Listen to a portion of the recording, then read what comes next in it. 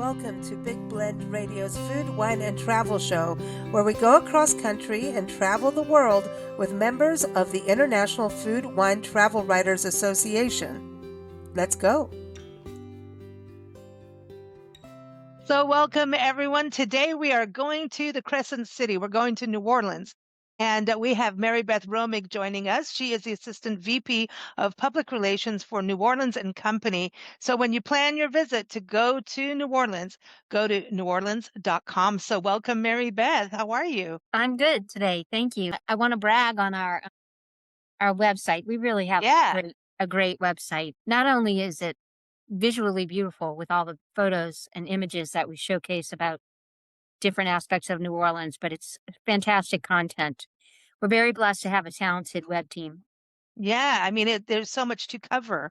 It's kind of how do you put it all together for this city that has so much history, so much happening, so much music, so much food, which is what we're going to talk about. I mean, there's just all the different neighborhoods. And, for somebody especially that has never been there, it's like, okay, what do we do in our week stay? So I think that's really helpful. And you can go to the search bar and search itineraries, and the amount of itineraries that they have published in detail around neighborhoods, around haunted New Orleans, single travelers, LGBTQ travel, all the different genres of travel. There's an itinerary or two or three or four for you to look at. 24 hours in New Orleans, 48 hours in New Orleans. It's really, really informational. If you only had 24 hours or 48, I'm not going to sleep. That's true. And I won't be the only one. That's true. There's a really great food critic here in the city. Ian McNulty is his name, and he's created a food itinerary where the theme is if you had friends coming in, arriving Friday, departing Monday, tell me where you would take them to eat. And his itinerary, we're always excited when we see that some of our favorite places are mentioned on his itinerary because he's really the guy. And New Orleans, the food, I mean, I know a lot of people come in, of course, beignets, and then also the seafood. I know Governor Billy Nungesser has been on a show a few times, and he's talked about these incentives of really keeping Louisiana's food Louisiana. And like, if you're doing seafood, please don't bring it in from another state. We've got our own, so that's correct. Is that for New Orleans as well? I mean, obviously, whenever anyone thinks of Louisiana, they think New Orleans first, but absolutely. Yeah. And I think there's some laws on the books around the fact that restaurants have to disclose if they're not serving Louisiana seafood. Yeah. Okay. Wow. We're serious about it. Because, you can't you can't serve foreign shrimp. I mean, we're the shrimp capital of America. You got to serve Louisiana shrimp. Yeah, exactly. So, yeah. And then you've got hurricanes, the cocktails. We prefer to talk about the Sazerac. This is where that cocktail was invented. And the Sazerac is a classic New Orleans cocktail. In fact, there's now the Sazerac House, which is a museum dedicated to the history of the cocktail, but cocktails in general, but it really focuses on the Sazerac and bourbon across the makes and models that come about when you think of bourbon. But one of the big purveyors of Sazerac is a gentleman in New Orleans named Bill Goldring, and he's a very wonderful philanthropic citizen of New Orleans. There's parks and university buildings named for his family, the Goldring-Oldenburg family. So we're very proud of him and our cocktail heritage here in New Orleans. Well, everyone should sample the cocktail heritage for sure. Well, absolutely. In fact, starting Sunday is a week dedicated to cocktails and all things spirits called Tales of the Cocktail. It's it's well over 2 decades long in its history. And we like to say it's eating and drinking for a good cause because it's a foundation that puts that on, and all the money raised goes to nonprofits related to the spirits community. But that's really a huge event every July in New Orleans called Tales of the Cocktail. It's 5 days of just so many. It's the most ambitious agenda from any festival that I've seen held in New Orleans, with the amount of events and parties and seminars that are going on all day, every day for those 5 days. So everyone, this starts July 19th. I know this airs on the 20th, but it goes through the 24th. If you are Yes. around, go out there because I know we got a big Louisiana audience. So check that out. I know you've got so many events coming up this summer, but let's stick with the food side of this because to get the taste of New Orleans, one thing is you really, it's like this is like a movement happening. And I think it has already been there, but it seems like you're getting James Beard, restaurants and chefs, and there's just Yep. Michelin star restaurant. I mean, it seems like this is becoming a big reason to come to New Orleans, along with the music and the history. Well, sure. We've always been the what we think is the culinary capital of the United States. I mean, when you think about the fact that we have Antoine's restaurant, it's the oldest continuously operated restaurant in America. That's right in the heart of the French Quarter, still going strong. And then Tujague's is the second oldest restaurant in New Orleans, and Tujague's is where the phrase brunch was created. Mm. And that's a little known secret. What happened was when the dock workers would come off the Mississippi River and get their early lunch, which was kind of in that mid morning time. So they used to call it brunch, and that's where that term was created, actually, because Tujague's is right there on the riverfront. Wow. I love that you're Delicious. talking about all this good food and cocktails and your background in PR includes the FBI and health centers and everything. Are you having a little bit more fun yet doing Oh yes, oh yes. That I was. Yeah, I briefly worked for the FBI, but the FBI doesn't like to publicly inform. That's not their thing. So I didn't last. I tried to last, but I was not. I find that I need to be busy all the time, and you were on call 7 days a week at the FBI, but you weren't necessarily busy. And then, yes, I did work briefly during COVID for a large healthcare system here in New Orleans, PR, which was well, you can imagine what it Yes, was like yes. working in media relations during a worldwide pandemic in a city where you have a large healthcare system. So, yeah, Well, much more are you fun enjoying here. yeah, I was gonna say you're talking cocktails. So now you're in the Michelin guide. The New Orleans is in the Michelin star guide now, and We are. When they announced that Michelin was finally gonna come and include the southern region of the United States in their, listings, we were thrilled to be a part of that, and we had well over 40 restaurants recognized at some level, but we have, Emeril's, where Emeril's son, the famous chef's son, hmm Ichick, is now at the helm, only 24 years old, and wow. a rising star in the culinary world. He's at the helm of his father's original restaurant here in New Orleans. They got 2 stars, and then we had 2 other restaurants. Zazu is one of the other restaurants, and look at me, I'm forgetting the name of the second one. I'm looking through my notes, but, Well, you've got a lot that are, just oh, whether or not they're on the Michelin. I mean, you've got also some of the chefs that are finalists for the James Beard Awards, right, as well? that's correct. That's correct. So we had Emerald, who received the Icon Award at the James Beard Awards this year. Dakar was named to, the Best Chef South. That would be Serene Mbe, who was a gift to this city. Dakar is always top of the list on the nation's best restaurants. When he first opened up, he was named best new restaurant in America, and now Wow. he's best chef Southeast, and I mean South, best chef South. But also in the 50 best restaurants category, Dakar earned the number 4 spot on the 50 best list.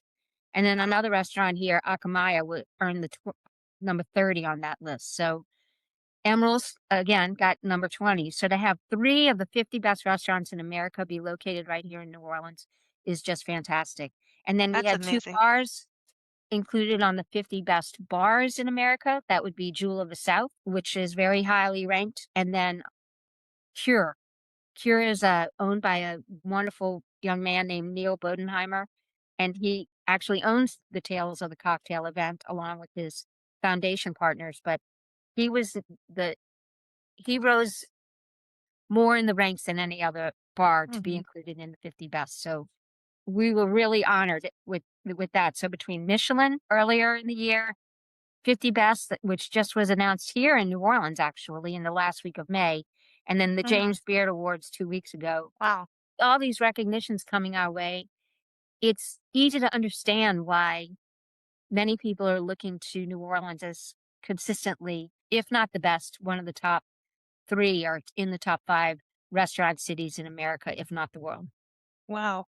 And so when someone plans to go, like you're saying, you've got all these itineraries going according to who you are, how many people you're traveling, and what's your vibe basically, like to go and figure out where you what you want to experience because there's so much. When it comes to food, do you recommend people look at getting reservations ahead of time, especially to these top restaurants? Well, yeah, we do.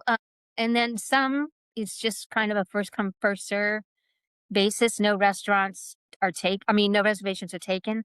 One of the most popular restaurants in the city, Giacomo's, does not take reservations. It's a really interesting place up on Oak Street, way uptown Okay. in uptown New Orleans, and really famous for the chef for the truck that's parked out front that has a table in the bed of the truck that you can sit at and eat. Oh, cool. It's a little warm on a day like today, but in good weather, it's a fun spot to get. But yeah, so some places you stand in line and wait if you have to, and some places we urge reservations when you can make them. A place like Okay. Dakar and Emeralds, very hard to get into these days. In fact, they don't open their reservations up until 30 days out because the demand is so high. Wow. But it's well worth the visit. And then there's places like you could have quite a visit here. You could eat at a wonderful white tablecloth restaurant for dinner and go to Parkway Bakery for a poor boy at lunch. I mean, the range of things that are we recommend and that are recommended even through Michelin. Parkway got a Michelin recommendation. It's just beautiful. So you could do beignets for breakfast, a poor boy at lunch, ride a bike all over the city or walk. We're very walkable and then go have a classic dinner in the evening. Now, what about if you're having a good time going to listen to live music and you go, okay, we need something before we go to bed at like 1 in the morning or two or something? Are there places that are still open that you can go, make sure you make it through the morning? Yeah. Yeah, there are a few places that are kind of 24-hour. I'm sure we have those listed on our website somewhere, but Just say, because I know a lot of people that go for music. yeah, yeah. And the fun thing is that even as a little kid, I can remember our parents packing us up in the car and going to get beignets at 8 or 9 o'clock at night Wow, at Café du Monde, as a real treat here. So you could grab beignets late at night, or there's always some 24-hour places that are open. that's cool. I had to ask. I've got friends who are nagging me in the back of my head there. So I know the one thing you were talking about, the tales of cocktails, right? That's Mhm. that's coming up, everyone. But there's also the culinary that kicks off August 1st. What is the culinary? So Culinary has been around for over 20 years as well, and Oh, we created this promotion my first time that I was working at New Orleans and Company when we were called the Convention and Visitors Bureau. So I came to work at the Convention and Visitors Bureau right after Katrina, and oh, of course, we were looking at a way to help re-energize at the one close to the 1 year mark, our restaurant community that was able to come back by that time and really liven up the restaurant scene during a slow month. Because sure. traditionally August is a slower month, and it's even more so after Katrina because of this concept that is not true that there's a hurricane every year in New Orleans. There isn't, but the likelihood of a hurricane coming our way or even close to us would be more high, if you will, in August and then through September. So we created Culinary. It is a restaurant promotion where they have a set menu for lunch and dinner that's generally very well priced. And in the beginning, we priced it at, let's say it was 2006. The menu was $20.06. So we kind of tie it into the year, and it's an opportunity for visitors and locals alike to experience our world-renowned culinary scene at exceptional values. And we have Mm, well over 100 restaurants participating this August. wow. They're all listed on our website under Culinary New Orleans, and all the menus are shown. So you can really peruse that site and pick and choose where you want to eat based on the special menus that they've put together for the Okay. program. This year we have a cocktail component as well. And there's over Let's 20. get I some. think we tried it for the first time last year, and it was such a success that now we have over 20 bars who are Wow. participating. Sometimes it's a bar within a restaurant, and sometimes it's a standalone bar, but they'll be serving specialty cocktails at specialty prices during the month of August. Do you have a lot of, I know there's all kinds of historic hotels and that kind of thing throughout, but what about actual bed and breakfast? Like not Airbnb style, the bed and breakfast that serve you brunch. Do you have those that people can stay in and have that kind of wake up in the morning and go downstairs? I would say what we are more affiliated with is the boutique hotel properties. Okay. Full disclosure, New Orleans and Company doesn't really have many bed and breakfasts, or very few that would be a part of our Hmm. membership Okay. because of the way that they're operated. There are some smaller boutique hotels that are very much a part of our membership, and yes, we promote their brunches, and it's a lively brunch scene, not just at the boutique hotels, but Oh. a lot of the local restaurants as well have a very active brunch scene on weekends. I can name like the Columns Hotel is a beautiful property right on St. Charles Avenue. That's not only a fun brunch, but a lot of fun people watching with the streetcars going by along St. Charles Avenue. That's Hmm. just one example. There's an incredible hotel located. It's more of a boutique property, I would say, called the Hotel Peter and Paul, which is actually a converted church, convent, and Oh, wow.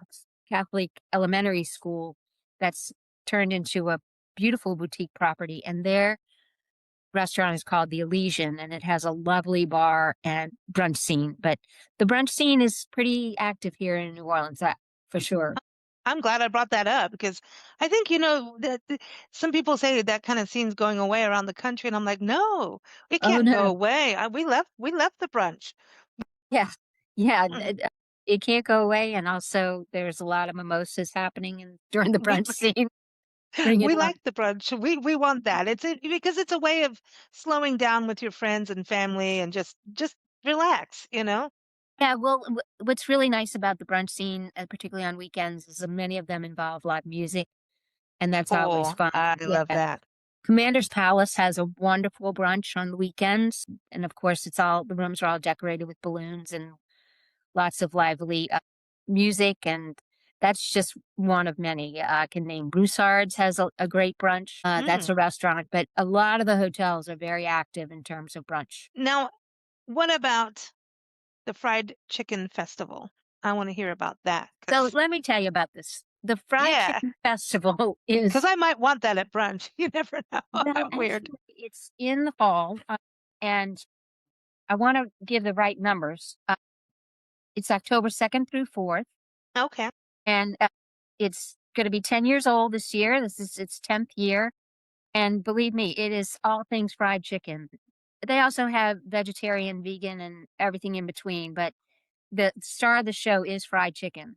But I have to say something about festival season. If you can cook it, if you can catch it and cook it, if you can grow it and cook it, we probably have a festival that centers around it. Whether Oh, it's the oyster festival or a fried chicken festival, there's a beignet fest that this wonderful family created that benefits kids with autism. So oh there's wow. a lot of eating and drinking for a good cause, and many of the festivals are centered around some form of food. The tomato festival is really big in June. The Creole Tomato Festival, I should say. And there's Catfish Festival in DeSalmons, which is a nearby fishing community. So as I said, if you can catch it and cook it, grow it and cook it, we'll probably center a festival. Oh my gosh. And so a lot of them also doing something and giving back, which is nice. Oh, it's so And nice. Yeah, the wine and food experience that was just held a couple of weeks ago in June. That's another beautiful event that centers around food and wine that is all about raising money to give grants away. And oh, so there's a number of great events. Hogs for the Cause is another event that happens in the spring, and these great guys created that event mm, all to benefit kids with brain cancer. So they raise a wow. lot of money for the local children's hospital and other children's hospitals around the country. So we have a lot of great, Mm. passionate people who want to do things for other people, and they center it around these exciting and fun, food centric events, and it really draws people out. I know COVID really wreaked havoc on the food Yeah. world around the across the country, around the world. It seems that New Orleans is just maybe through community managed to really go, we're still here and we're strong. And look at all these accolades of James Beard, the Michelin star. And now is it Bocuse d'Or's coming? What's going Yeah. on? Yeah, Bocuse d'Or, we brought it here for the Americas competition with teams from South America and the United States. Wow. And this year, Canada is not participating, but in 2024, there was a Canadian team, and they compete in two competitions. First day is the Pastry World Cup, Hmm. and the second day is Bocuse d'Or, which is the culinary competition. And it's teams competing against each other very much Top Chef style, but elevated, Mhm. elevated to It's the huge. highest of culinary quality. And in the end, they'll pick teams that will then move on to compete in the international competition, which will happen in early 2027 in France. They love being in New Orleans so much in 2024. They said, we want to come back, and they're coming back in 2026 in exactly 10 days. So it'll be the weekend of July 25th and 26th that the pastry champ will be crowned on Saturday and the culinary champ on Sunday. So looking. Cocktails to pastry. Yes, yes. And I did want to say this about French. You mentioned Jazz Fest and French Quarter Fest. I want to add that while the music is the star of those two festivals, obviously, the food scene for those two festivals is huge. I mean, the best restaurants all have tents that they're selling premier dishes across the French Quarter Festival, which takes Wow. up the entire French Quarter area of the city. And then Jazz Fest has some of the most iconic food booths that sell outstanding food. So people come as much for the music as they do for getting a chance to visit those food booths. So once Mm. again, food is right there next to music as some of the most beautiful things that we have to offer in New Orleans. I think that's the community spirit is it is the food that makes the community, part of it. Because it's, all the different cultures come together. People sit down, you got to eat. Might as well Yeah. have some music in the background and have some fun, So I think that's part of your makeup of having a good time and, relax, chit chat, play some music and eat really good food. That's one of the spirits that's behind that restaurant that we spoke about earlier called Dakar. And so Chef Serene is cooking food from his home country of Senegal, but he is a Mhm. big believer in community dining. So when you go to dine there, you will find that the majority of the tables are, and it's a very small restaurant, so there aren't many tables, but the majority of the tables are communal dining. So you will wind up sitting with people you've never met and you may never see again after your dining experience. But he creates such a sense of community and family around explaining every dish before he serves them. And then you're sitting with people who, when you first sit down, you didn't know. And then you're having this great experience and sharing stories. And it's part of what makes his place so special. That's awesome. So as we get through summer, we've got the culinary that people can participate. Getting into fall, what should people? Is it cooler enough for people to go out picnicking and, like you're saying, ride a bike around the city? I think there's something about taking a picnic with you. You know. Yeah. And, we have two beautiful parks here. Audubon Park is a beautiful place. In the heart of Audubon Park is Audubon Zoo, but also uh, beautiful golf course, and they have a clubhouse there. And the Brennan's family, one of the branches of the Brennan's family, has taken over maintenance of what's called the clubhouse at Audubon. And it is a beautiful restaurant in a lovely setting with oak trees and all the moss. And just delightful. But when the weather changes and it gets cooler, starting in late September and October, outdoor seating, people love to go sit outside. We have a lot of restaurants with beautiful patios and porches that people can dine on. And yeah, the outdoor Mhm. dining scene is big. And then we get into the holiday season. Oh boy. Yeah, well, holidays New Orleans style. We also have another food program during that time of the year called Réveillon. Réveillon was historically the big meal that you ate after you went to midnight mass and Okay. came home on Christmas Eve. Well, there are Réveillon menus throughout the holiday season served at many of the restaurants. And like Culinary, we will have all those restaurants that are serving Réveillon menus listed on our website that people can take in. And This is so cool. we And get then into it's Mardi cake Gras, season. and then it's king cakes. Yeah, I was gonna go king cake season, Yeah, And yeah. oh my gosh, and the one thing, the whole state, what I love is that you get some of the best this gas station food in the country. People look at me like I'm nuts. I'm like, no, if you just go get a box lunch and, you know, You can get some seriously good fried chicken at some of our local gas stations and corner food marts. Right across the street from our office here on St. Charles Avenue is a place that has some of the best chicken tenders. You gotta limit yourself how many days in the oh week boy. you go across the street. Oh, and then you've got all these other regional dishes. Do they make their way into New Orleans, like boudin and meat pies from Natchitoches? Do they Oh come? yeah, absolutely, absolutely. Natchitoches Oh, meat pies and crawfish pies are really popular. In fact, the meat pies that are sold at French Quarter Festival and Jazz Fest are some of the favorites that people seek out every time they go to the festival. But all those things are big here in New Orleans. They may be considered regional, but to us, they're just Cajun, a part of Cajun cuisine. That's yeah. the star of the show at a lot of restaurants here locally. Now, what would you say in closing, like lodging places that do have their own restaurants? Absolutely. We have some wonderful restaurants located within our hotels. The Windsor Court has the grill room, and Chemin a la Mer. The Roosevelt has a couple of restaurants, one being operated by BRG, which is the best restaurant group. I mean, there's a lot of great restaurants that are located within our hotel. The King Brasserie in Mm, Kimpton Hotel Fontenot is wonderful. And then okay, in the wow. Peacock Room, they have some great live music. So if you're not finding a great restaurant within a hotel, Mm. there's one within a block's walking distance. This So is cool to have when sometimes when you get to a city, you just want to chill out the first night before you take on the city, you know? yeah, well, I mentioned the Elysian Bar and Restaurant in Hotel Peter and Paul. There's Hotel St. Vincent, which is located in the Garden District, which has a beautiful restaurant located right there and a lovely bar. So, yeah, Mm, lots of great places, both independent of mm, restaurants and located within, I mean, independent of a hotel and located right in the hotel. Not to mm. mention the beautiful bars that are in those hotels as well. I need to come back. Absolutely. I need to come back. Well, thank you so much for joining us. Everyone, the website is neworleans.com. And also, of course, go to the International Food Wine Travel Writers Association website, which is IFWTWA.org. This has been fun. I'm hungry. How about you? You could just go across the street right now. I could and go grab a chicken tender. All right. Have one for me.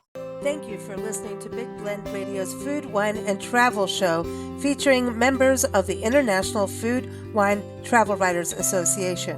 We encourage you to visit their website. We say IFWTWA, which is IFWTWA.org. You can also follow us at bigblendradio.com.